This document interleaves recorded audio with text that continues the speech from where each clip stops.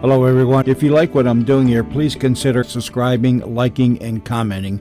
It would really help the channel out quite a bit. Thank you very much. In just a moment, Sleep No More, but first...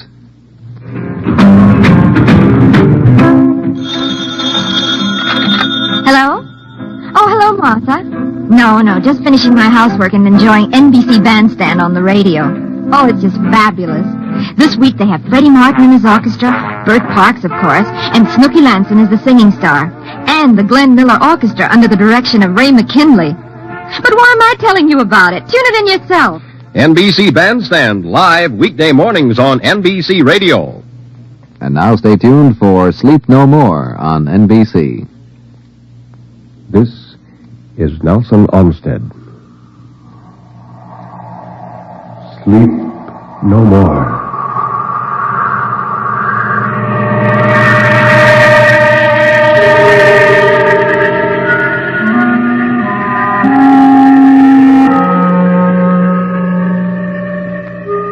Sleep no more. Turn down the lights. Sink back in your chair and don't look into the shadows. In the shadows, there may be moving things. Tonight, it may be you will sleep no more.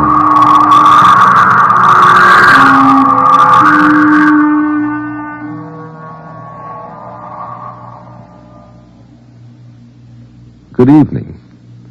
This is Ben Grauer introducing tonight's Tale of Terror, told by Nelson Olmsted on the National Broadcasting Company's presentation of Sleep No More. The story of terror can be as simple as a sheeted ghost rattling chains. It can be a complex and hidden world of horror, lurking in such unholy dimensions as only the dead and the moonstruck can glimpse. Or it can be those terrible, fathomless shadows which lie buried deep in the primitive mind of civilized man. And for this evening, well, Nelson Olmsted, tell us about this evening's story. Well, Ben, it's called 3 o'clock, and it's a masterly chiller by William Irish. When a man is jealous, and when that same man has long had the urge to kill, Well, then you have 3 o'clock by William Irish, is that it? that's it, Ben. So, Nelson Olmsted, tell us about this man.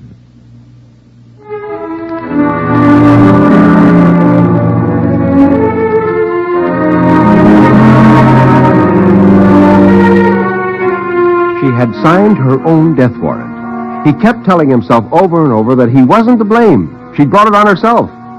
He had never seen the man, but he knew there was one. He had known for 6 weeks now. One day he came home, and there was a cigar butt in an ashtray, still moist at one end, still warm at the other. His wife was too often flustered when he came home, hardly seemed to know what she was doing or saying at all. He pretended not to see any of these things. He was that type of man, Stapp was. He didn't bring his hates or grudges out into the open where they had a chance to heal. He nursed them in the darkness of his mind. That's a dangerous kind of man. If he'd been honest with himself, he would have had to admit that this mysterious afternoon caller was just the excuse he gave himself, that he daydreamed of getting rid of his wife long before there was any reason to, that there had been something in him for years past now urging, kill, kill, kill, maybe ever since that time he'd been treated at the hospital for a concussion. He didn't have any of the usual excuses. She had no money of her own. He hadn't insured her. He stood to gain nothing by getting rid of her. She didn't nag and quarrel with him. She was a docile, tractable sort of wife. But this thing in his brain kept whispering, kill, kill, kill. So every afternoon, for 6 weeks now, when he came home from his shop, he had brought little things with him, very little things that were so harmless, so inoffensive in themselves, that no one, even if had they seen them, could have guessed. Fine little strands of copper wire such as he sometimes used in his watch repairing. And each time a very little package containing a substance that, well, an explosives expert might have recognized, but no one else. Loose like that, it couldn't hurt you, but wadded tightly into cells in what had formerly been a soapbox down in the basement, compressed to within an inch of its life the way he had it, the whole accumulated 36 days worth of it, that would be a different story. They'd never know. There wouldn't be enough left of the flimsy house for them to go by. Sewer gas explosion, they'd think, or a pocket of natural gas in the ground somewhere around under them. He'd be in his shop, tinkering with his watch parts, and the phone would ring. Mr. Stapp! Mr. Stapp! Your house has just been demolished by a blast! The last little package had been brought in 2 days ago. The box had all it could hold now, twice as much as was necessary to blow up the house.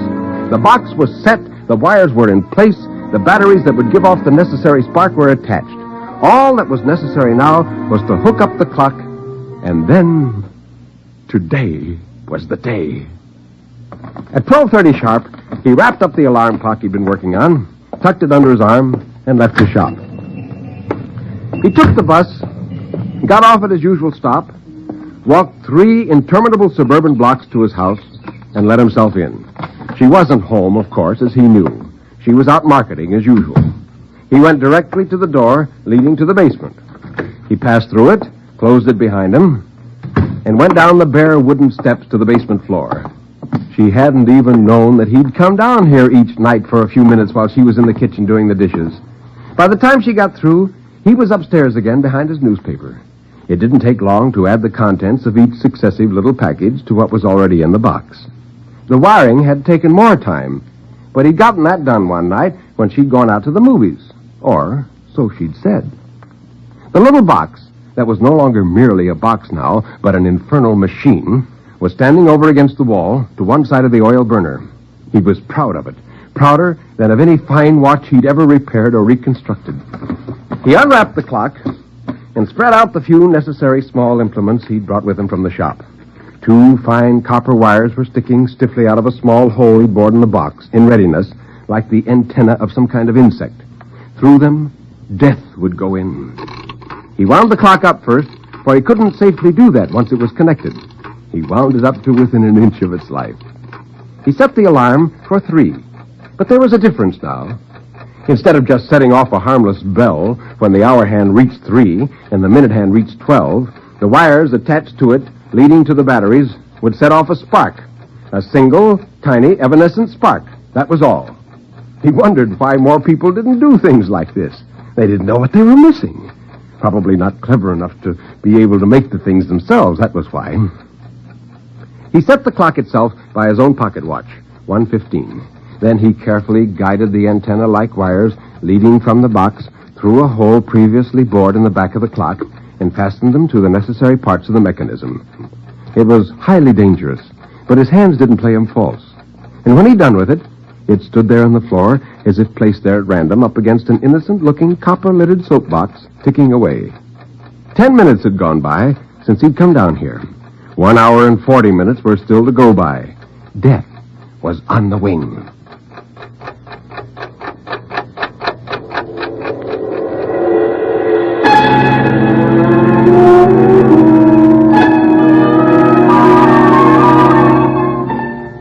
He smiled a little and went on up the stairs, not furtively or fearfully, but like a man does in his own house, with an unhurried air of ownership, head up, shoulders back, tread firm.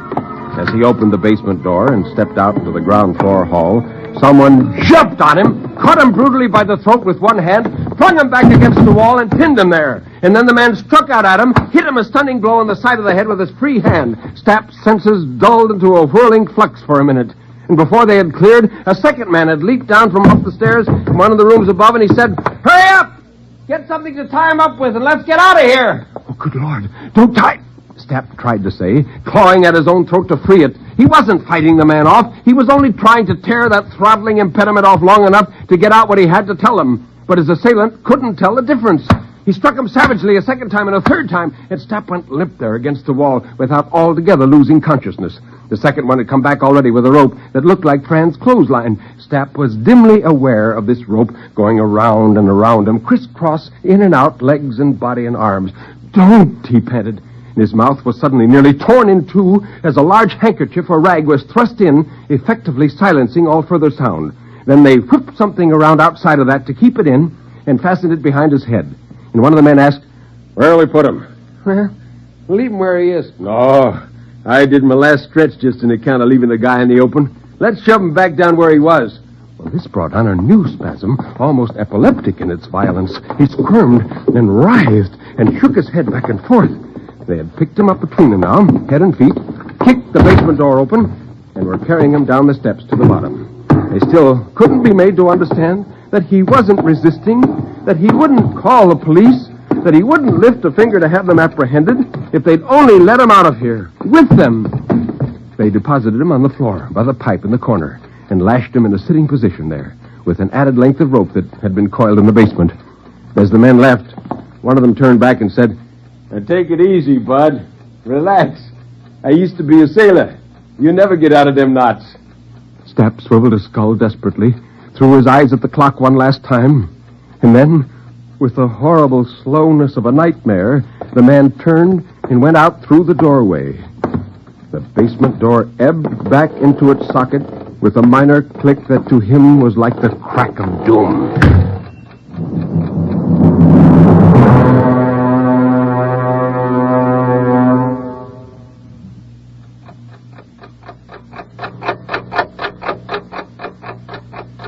In the silence now, above the surge of his own tidal breathing that came and went like surf upon a shoreline, was the counterpoint of the clock. With the men went his only link with the outside world. They were the only two people in the whole city who knew where he was at this moment. No one else, not a living soul, knew where to find him.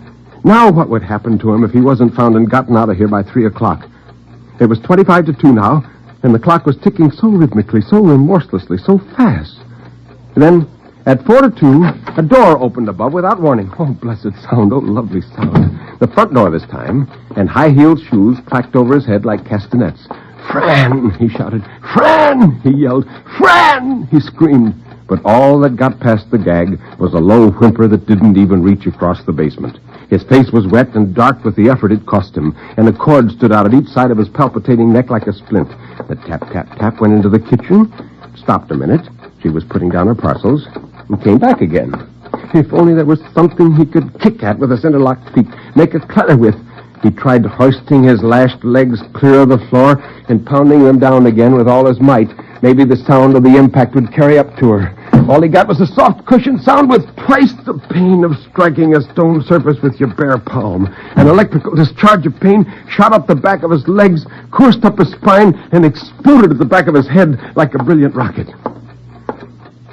Meanwhile, her steps had halted about where the hall closet was, and then she went on toward the stairs that led to the upper floor, faded out upon them, going up. She was out of earshot now, temporarily. But she was in the house with him at least. That awful aloneness was gone. He felt such gratitude for her nearness. He felt such love and need for her. He wondered how he could ever have thought of doing away with her only 1 short hour ago. He saw now that he must have been insane to contemplate such a thing.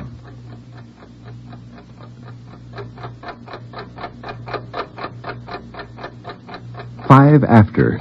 She'd been back 9 minutes now, and then it was 10. At first slowly, and then faster and faster, terror, which had momentarily been quelled by her return, began to fasten upon him again. Why did she stay up there on the second floor like that? Why didn't she come down here to the basement and look for something? Well, she might intend to stay up there all afternoon. 11 past 2. 49 minutes left. No, not just minutes left. It wasn't fair. "Fran!" he shrieked. "Fran! Come down here! Can't you hear me?" The gag absorbed his shrieks like a sponge. The fume trilled out suddenly in the lower hallway, midway between him and her. He'd never heard such a beautiful sound before. A tear stood out in each eye. Well, that must be the man now. That would bring her down. And then he heard her quick step descending the stairs to answer it. He could hear every word she said down there where he was. Oh, these cheap matchwood houses. "Hello? Oh, yes, Dave, I just got in now."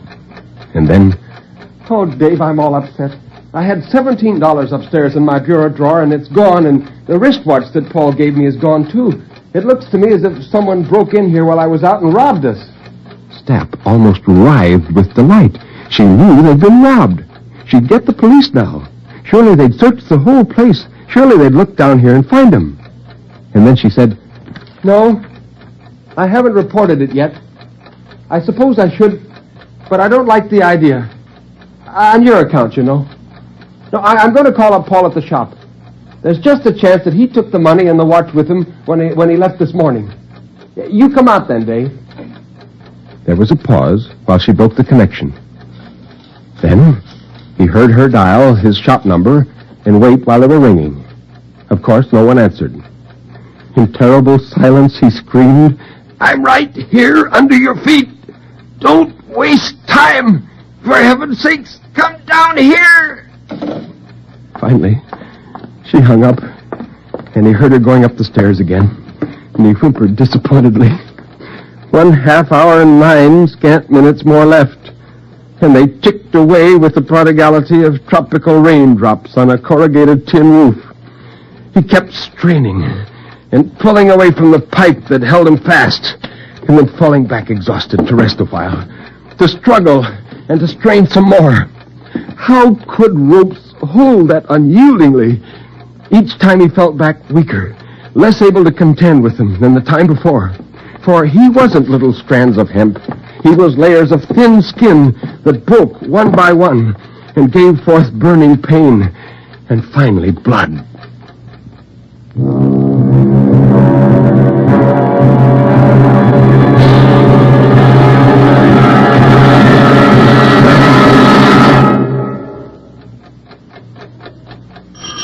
The doorbell rang out sharply. The man had come. Stapp's chest started rising and falling with renewed hope. 4 ears instead of 2 to hear whatever slight sound he might manage to make. And he must find a way of making one. Oh, thank God for this admirer, or whatever he was. Thank God for their rendezvous. She came quickly down the stairs a second time, and her footfalls hurried down the hall. The front door opened. "Hello, Dave," he heard her say, and a man's voice asked, "Did it turn up yet?" "No, and I've looked high and low. I tried to get Paul after I spoke to you, but he was out to lunch. Come in the kitchen. I'll make you a cup of coffee." Her quick, brittle step went first, and his heavier, slower one followed. There was the sound of a couple of chairs being drawn out, and the man's footfalls died out entirely. Hers continued busily back and forth for a while, on a short orbit between stove and table. What were they going to do? Sit there for the next half hour? Couldn't he make them hear him in some way? He tried clearing his throat, coughing. It hurt furiously, and the gag muffled even the cough to a blurred, purring sort of sound. 26 to 3, only minutes left now. Minutes! Not even a full half hour anymore. And then he heard her say, "Don't you think we ought to tell Paul about us?" Oh. What kind of a guy is he? Well, Paul's not narrow-minded. He's very fair and broad. And, well, you have nothing to be afraid of on Paul's account, Dave. Didn't you ever tell him about me at all? You mean the beginning? Oh, I told him you'd been in 1 or 2 scrapes, but like a little fool, I let him think I'd lost track of you and didn't know where you were anymore. Why, that was her brother she'd said that about. The man sitting up there with her confirmed it right as the thought burst in his mind. Yeah. I know it's tough on you, sis. You're happily married and all that.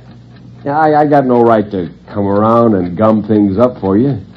No one's proud of a jailbird and escaped convict for a brother. Yeah, I suppose I'll have to go back and finish it out, but 7 years, old friend. 7 years out of a man's life. David, there isn't anything I wouldn't do for you. But before you decide anything, let's go downtown and talk it over with Paul and hear what he says. One chair jarred back, and then the other. He could hear dishes clatter, as though they'd all been lumped together in one stack. But were they going to leave again? Were they going to leave him behind here, alone, with only minutes to spare? Their footsteps went down the hall. "Stay with me," Stapp wailed. "Stay!" Panic-stricken, Stapp did the only thing he could think of. Struck the back of his head violently against the thick pipe he was attached to. A sheet of blue flame darted before his eyes. The pain was so excruciating, he knew he couldn't repeat the attempt. But they must have heard something. Some dull thud or reverberation must have carried up along the pipe. He heard her stop short for a minute and say, "What was that?" The man said he hadn't heard anything, and she took his word for it. And there was the sound of the front door opening. She passed through it. The man passed through it. It closed. And they were gone. He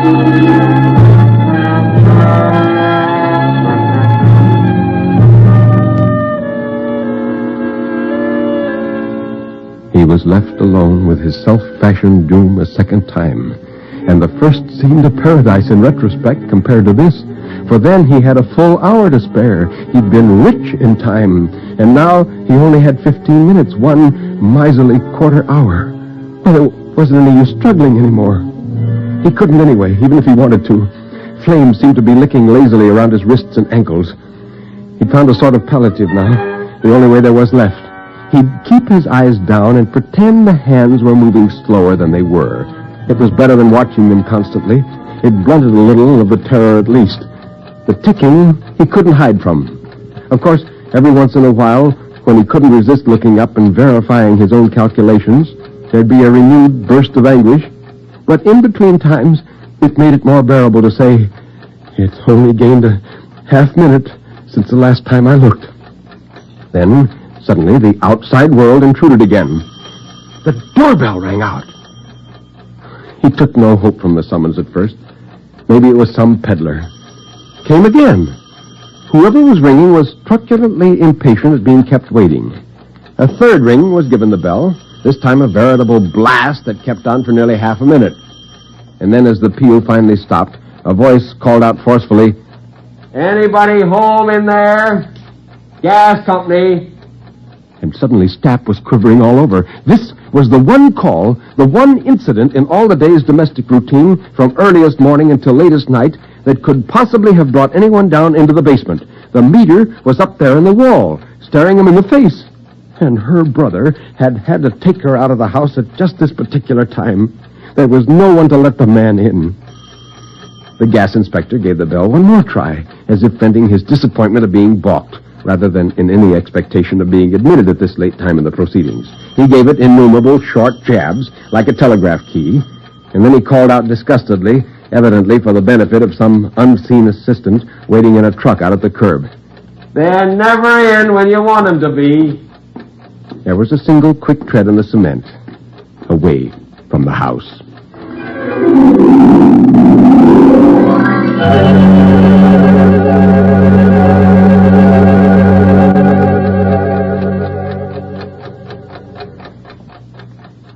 Stapp died a little. His arms and legs got cold up to the elbows and knees. His heart seemed to beat slower, and he had trouble getting a full breath. Saliva escaped and ran down his chin, and his head drooped forward and lay in his chest for a while, inert. The clock ticked on. He noticed that his mind was starting to wander.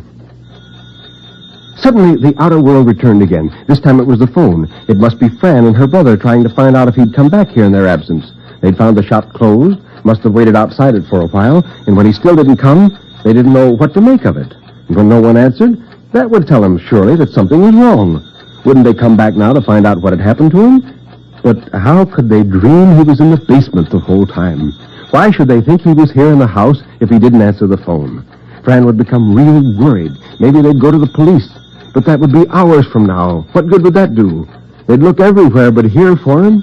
When a man is reported missing, the last place they'd look for him would be in his own home. It stopped ringing finally, and silence came rolling back in its wake.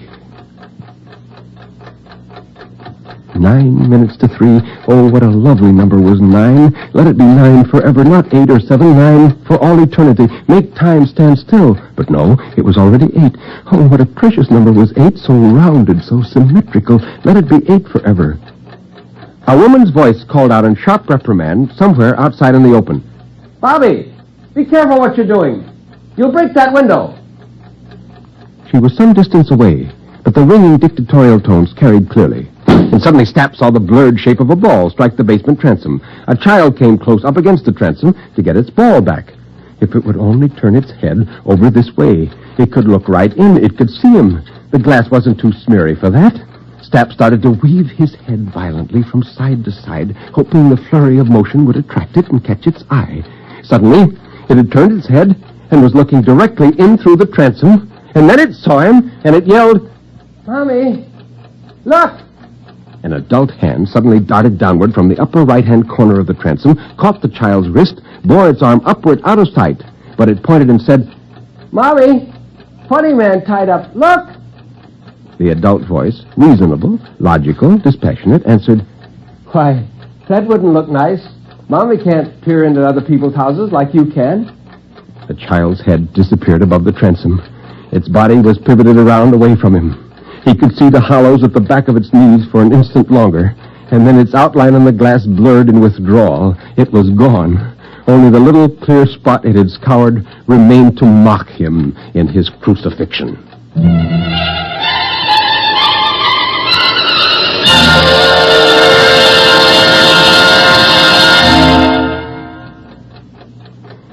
He rolled his head away from the window, back toward the clock finally.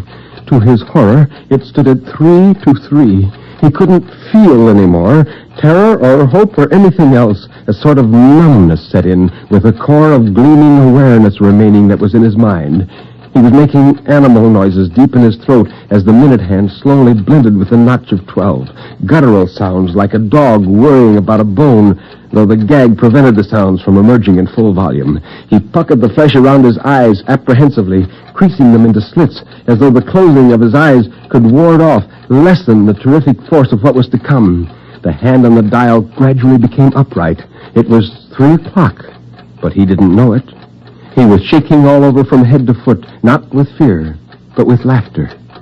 And then everything went black.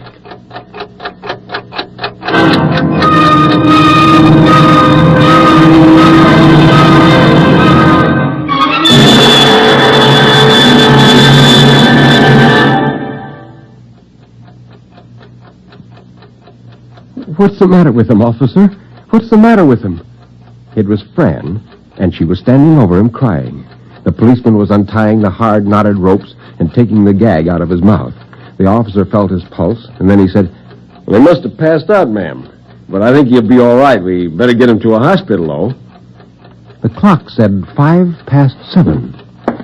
The cop got up, went over to the box, and kicked it idly with his foot. It shifted lightly along the wall a little and took the clock with it. And he asked, "What's in this box?" And Stapp's wife looked at it and answered, "Nothing. Well, it used to have some kind of fertilizer in it, but only this morning I took it out and emptied it in the flowers I've been trying to raise in the back of the house. It's just an empty box."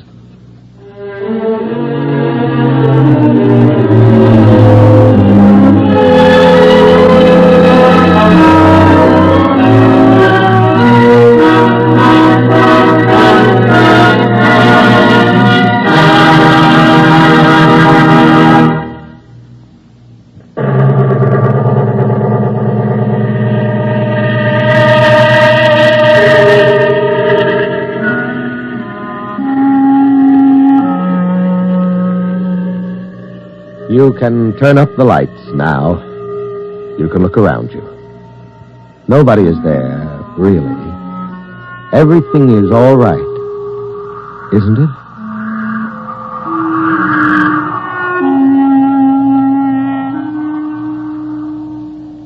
Step over here, Nelson Olmsted, and tell us about next week's story. Next week's story on Sleep No More is about a woman in a large, empty house which the wind buffets and shakes. And in that house, the woman finds a pinpoint of light where there should be no light. The story is The Storm by McKnight Melmar.